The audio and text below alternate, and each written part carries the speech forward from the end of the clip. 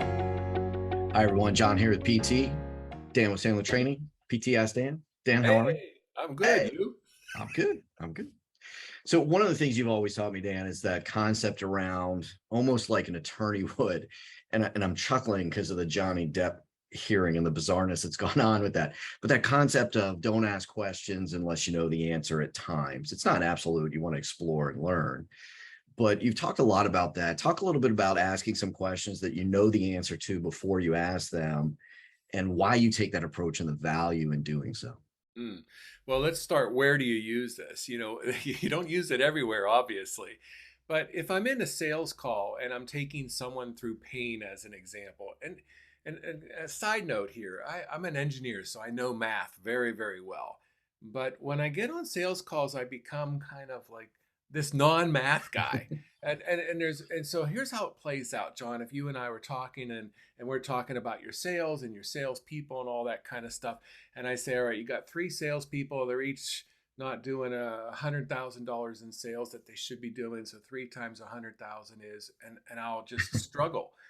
And you'll come out with the answer, 300,000. Yeah. Now, why do I allow that to happen? Number one, because most people want to help.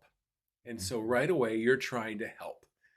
Number two, I don't appear as this sales slick killer type sales guy, right? I'm just a Yeah. normal average Joe, so to speak. But number three, and this is the most important, people never lie with their numbers.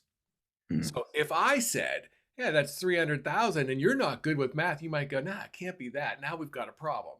So when you say it's 300,000, my response is, oh, it can't be that high.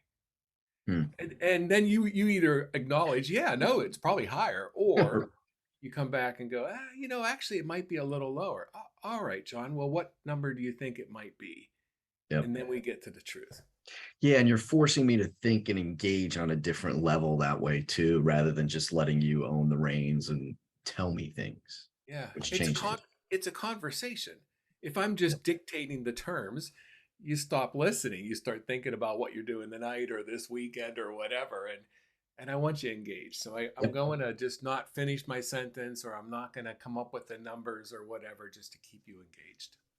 Excellent. Great points. Thanks so much, Dan. See you again tomorrow. Hope it helps.